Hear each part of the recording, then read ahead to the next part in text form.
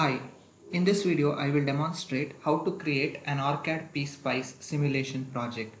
Before we create a project in OrCAD PSpice, I will create a folder in which I am going to create the project. To create a folder, right click and select new and select new folder. Give a suitable name to the folder. I will give demo. Inside this folder, we will create the OrCAD PSpice simulation project. Please note the path where the folder is created. You can create it even on your desktop also. To create the project, first open OrCAD PSpice Capture CIS Lite. If you have already installed it, you should find it in your Start menu. Click on the Start menu and search for Cadence. And click on the Cadence, you will find Capture CIS Lite. Click on this Capture CIS Lite icon. This will open the interface like this. Just maximize this. This is the start page. You can create the new project from here as well. Let us create it from the file menu. So I'll close this start page by right clicking on this and clicking on close. To create a new project, click on file in the menu bar, select new and click on project. You can create 4 different types of OrCAD PSpice project. You can create a project that includes only schematic, that is the circuit diagram, or you can create a project that for programmable devices such as CPLD or FPGAs, or you can create a project to create printed circuit boards, PCBs, or you can create a project to perform only the simulation. We'll select PSpice analog or mixed AD type of project. So select this radio button. Now give a suitable name. I will give diode characteristics.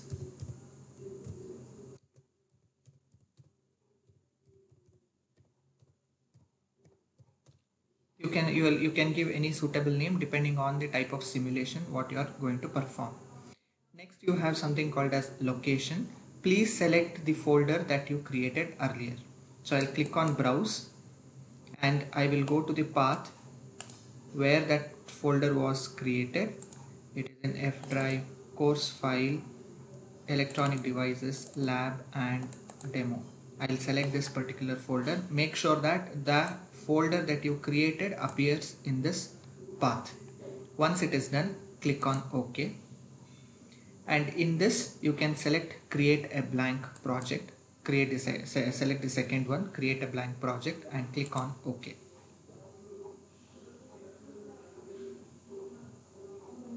Now you will get many windows opened.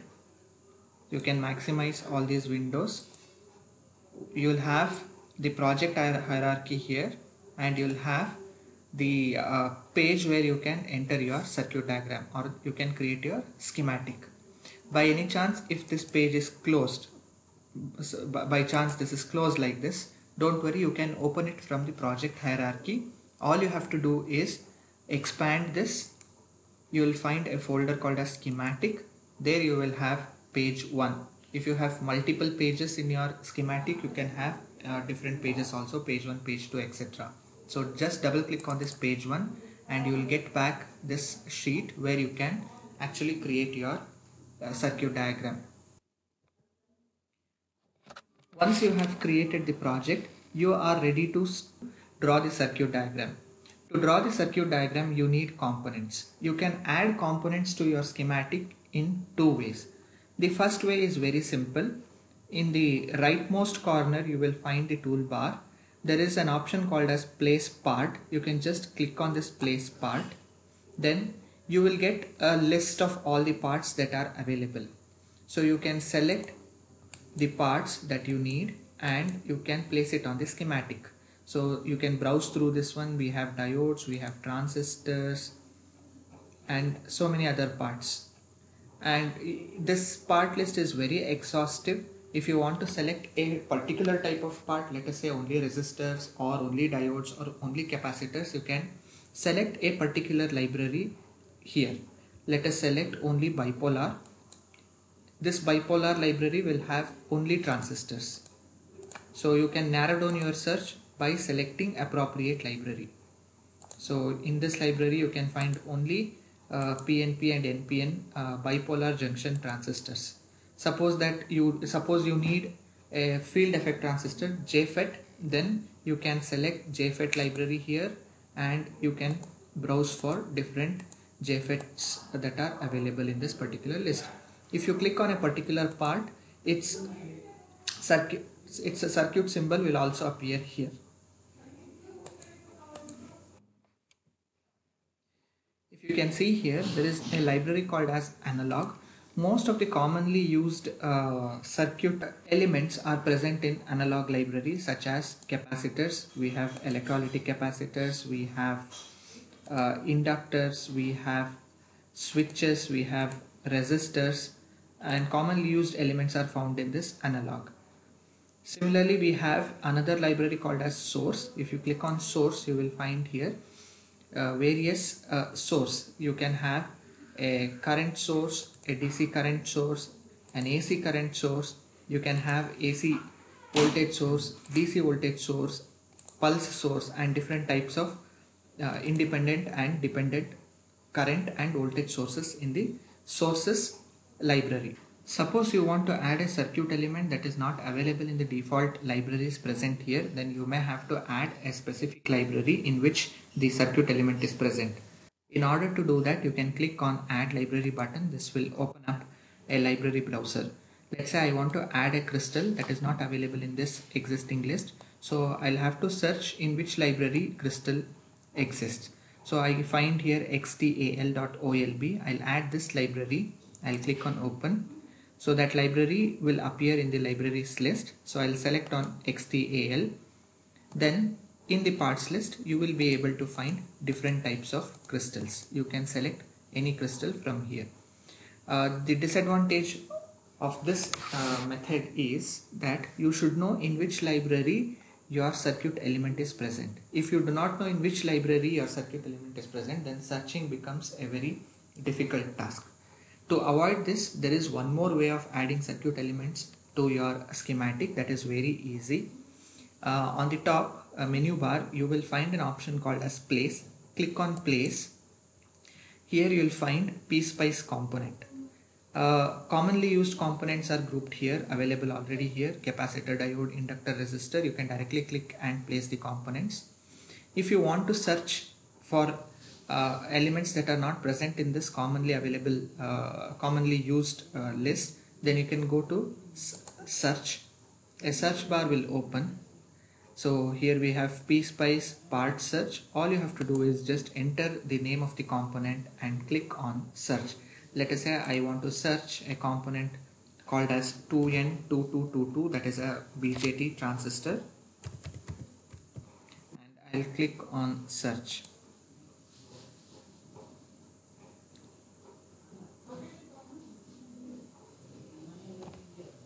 And these are the items that are returned after searching. You can click any of these components. Let's say I want to add 2N2222A. So I'll click this component and I'll just place it anywhere on my schematic. So this is how I can place the component using search. This is very easy option. You need not know in which library the element is present. Similarly, if you want to place any component, let's say I want to place this 100 kilohertz crystal, I'll just double click on this and I'll place it somewhere on my schematic. As easy as that. In this demonstration, I'll show you how to simulate and extract VI characteristic of a diode. So I'll remove all these components. I'll select all the components and hit on delete key.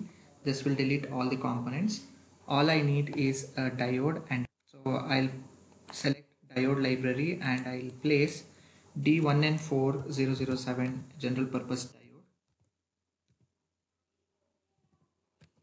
So you can search here D1N4007 diode. I'll place the diode here. If you click somewhere else, the same diode will be replicated. If you don't want, you can hit on escape key. So I'll click on escape key because I need only one diode. Then I need source, a DC voltage source. So I'll go to source and I'll select VDC. So it is here. So I'll select DC voltage source. I'll place it here. I'll hit escape key because only one DC voltage source is required. For you to simulate the design successfully, the schematic should have at least one reference node or one 0 volt node that we can place. I'll close this place part, that we can place from here very easily. As you can see here, there's an icon for placing ground. Just click on this. You will find 0 bar capsim.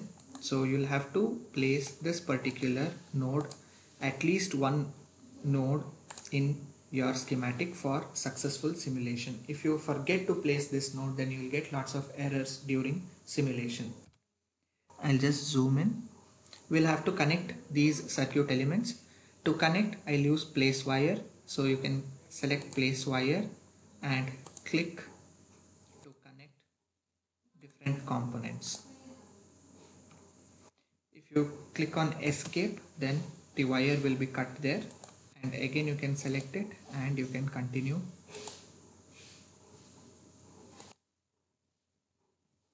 Placing the wire.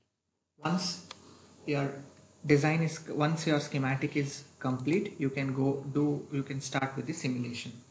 To extract VI characteristics, what I need to do is increase this voltage V1 from, I'll try to get only the forward characteristics. So I'll have to change the voltage from 0 volt till, let us say, 5 volt. And for each of the values of these voltages, I should note down how much is the current that is flowing through the diode. This is a very tedious job, so I'll automate it. So I'll perform a simulation known as DC sweep analysis. In order to perform any kind of simulation, you need to create a simulation profile. That you can do by going to PSpice and clicking on new simulation profile. And I'll give a name to it. Since I'm doing DC sweep analysis, I'll provide DC sweep as the name.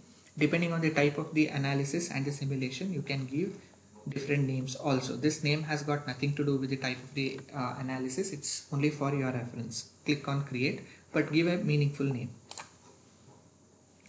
Here I will select what type of simulation I need to perform.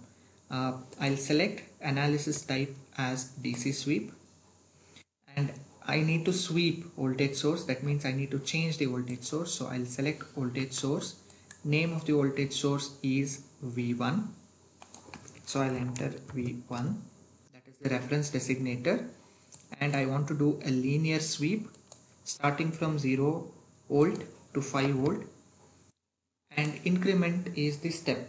So I want to increment the voltage in steps of 0.01 volt. That is the resolution with which I would like to perform the simulation. So once it is done, you can click on apply, click on OK. Then you can see your created simulation profile here. Select the profile here and you can see a small button, play like button here. This is run PSpice. That is also available here. You can run it from here or by clicking this icon, one and the same. So I'll click this icon.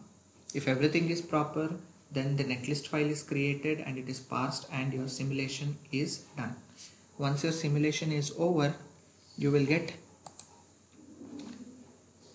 PSpice A bar D Lite. Here is where you can plot all the graphs and analyze your result.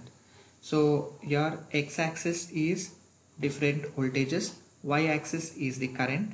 So I'll have to add the current variable to my y-axis. In order to do that, I'll right click, I'll click on add trace.